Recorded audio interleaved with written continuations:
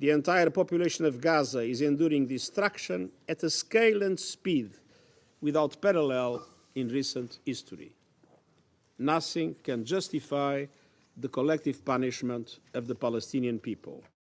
Excellencies, over 100 days have passed since more than 1,000.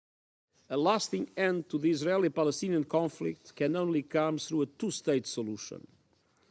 Israelis must see their legitimate needs for security materialized, and Palestinians must see their legitimate aspirations for a fully independent, viable, and sovereign state realized in line with United Nations resolutions, international law, and previous agreements.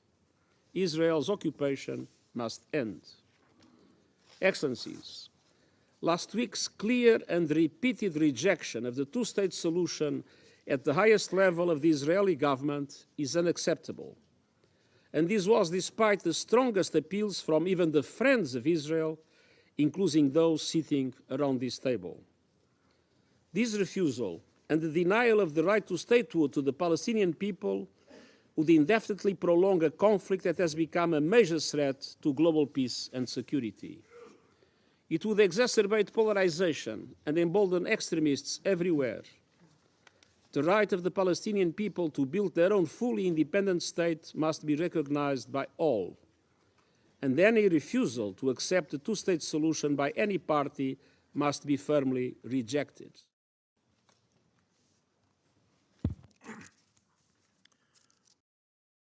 On one side, there is the will of the international community, and on the other side, the whims of an Israeli prime minister driven by a single goal: his own political survival, at the expense of the survival of millions of Palestinians under Israel's illegal occupation and peace and security for all.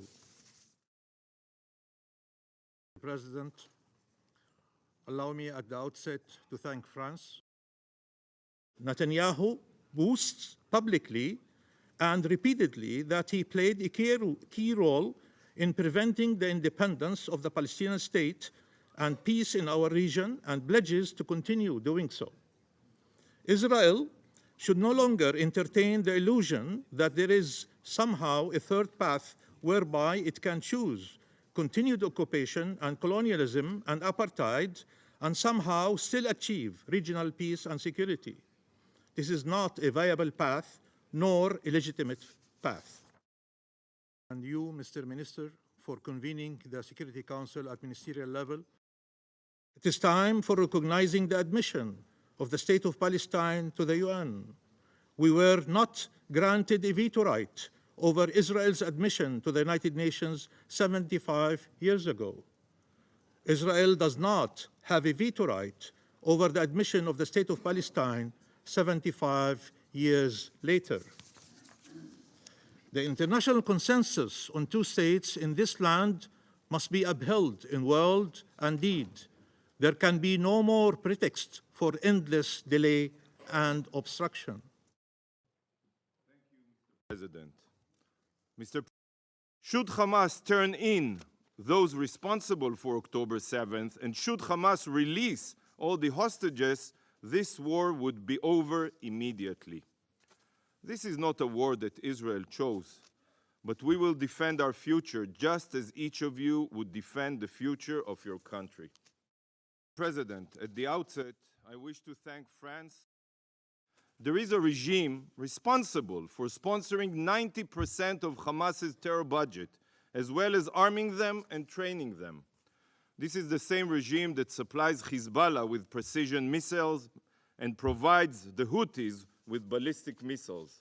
And all this is carried out in order to wreak havoc and instability in the Middle East. And soon, these acts of terror will be carried out under a nuclear umbrella. Yet, the Council basically ignores this enormous threat, the threat that is the Ayatollah regime of Iran. How absurd is it that the foreign minister of the #1 state sponsor of terrorism that aspires to destabilize the Middle East is here today to address the Council? Can you imagine Hitler's foreign minister participating in a serious discussion on how to defend the Jews during the Holocaust? This is an upside-down world. Благодарю вас, господин председатель. Уважаемый. Накануне нашего заседания мы предприняли еще одну попытку добиться солидарной реакции Совета на происходящее и предложили проект заявления председателя с требованием немедленного гуманитарного прекращения огня. Однако США и их союзники этот документ тоже заблокировали, подтвердив, по сути дела, что сохранение жизни мирных палестинцев в их приоритеты не входит. Гуманитарные последствия такой политики ужасны. Погибли почти 30 тысяч мирных жителей, в том числе огромное количество женщин и детей. Мы сегодня проводим заседание по ситуации на Ближнем Востоке, прежде всего. Мы верим, что наши палестинские братья и сестры проявят стратегическую мудрость и откажутся от всех конъюнктурных соображений, междоусобиц, которые препятствуют национальному строительству. Они должны сами решать, как должно выглядеть их будущее государство, кто и как должен им управлять. По-моему, наши западные коллеги называют это демократией. Bismillahirrahmanirrahim. Stopping the genocide in Gaza. Is it main key to, is the main key to the restoration of security to the region. Thank you for organizing this timely meeting. Mr. President, the killing of civilians in Gaza and the West Bank cannot continue until the so-called total destruction of Hamas, because that time will never come.